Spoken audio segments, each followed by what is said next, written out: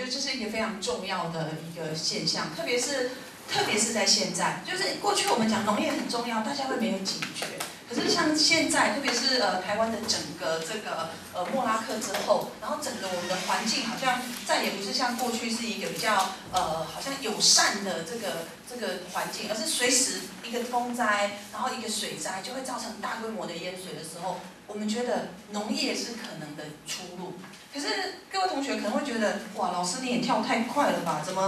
么突然从这个农业又讲到环境，然后又讲到农业是出路哈？其实这是一个结构的连结啦。什么样的连结呢？我们现在的这个社会哈，大家去想一想，其实我们依赖的是一个远端的供应。好比说你想一想，你早上吃的早餐，大概可能是面包、美而美，可是麦子哪里来？它很远，对不对？它从那个。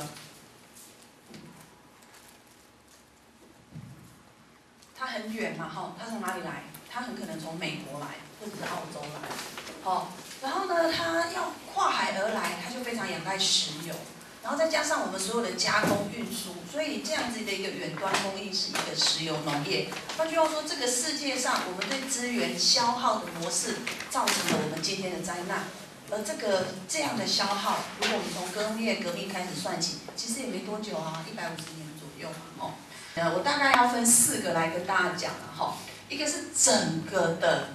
那个贸易体系，那这个是最严重的问题，也就是说呢，不是农民不认真，不是农民不努力，而是有一个外在于农民的贸易体制呢，影响了农民的努力跟认真。换句话说，这个贸易体制用国家的力量呢，一点一滴的把农民努力的根基给拿走。那再来就是呢，有3个目前我觉得是很大的危机，但是我们可能还没有注意到。一个是整个国际的农粮已经产生了新的控制的体系，那另外一个就是各位在刚刚那个小短片里头看到，就是土地，农民最重要的生产资源会被拿走。第4个是公共资源，但是我以水来代表哈。那我接下来就跟大家讲，有一点小小的严肃，不过你们忍耐一下，就问说，到底我们可不可以？我们不见得是什么哈，我们不见得是对农耕技艺的传承。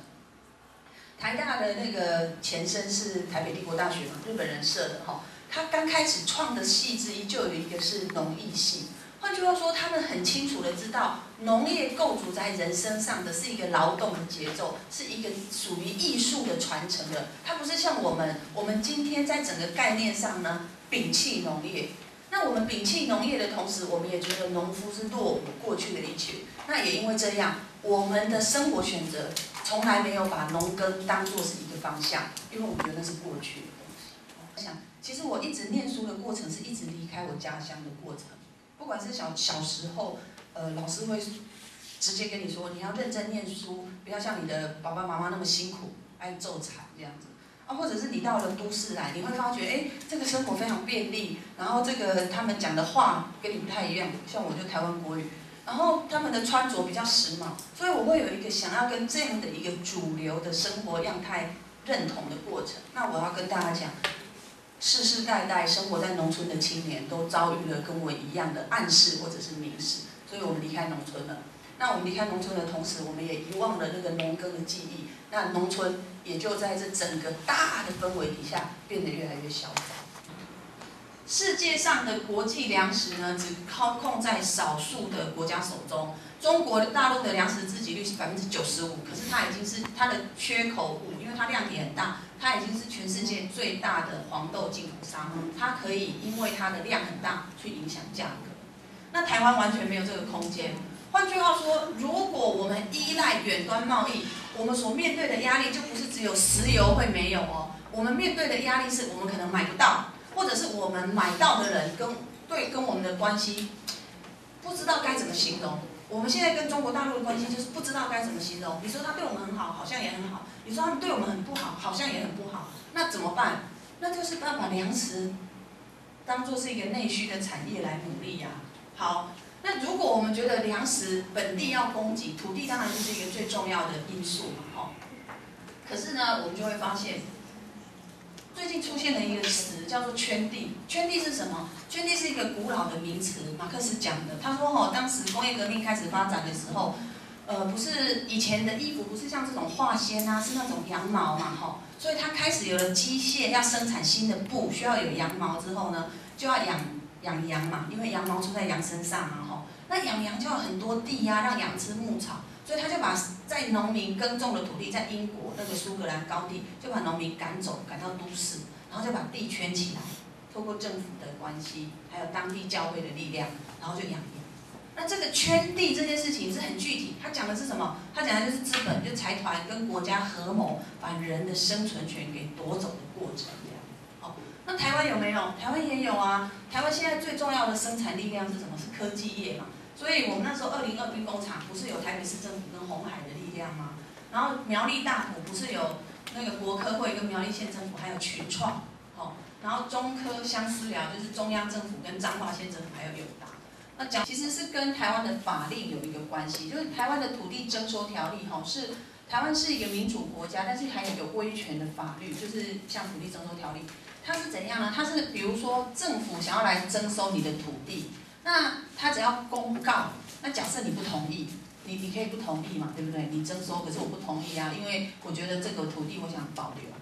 但是呢，政府呢，只要他到法院去把该给你的钱放在法院指定的专户，这个过程叫提存，那他就可以来征收你的地。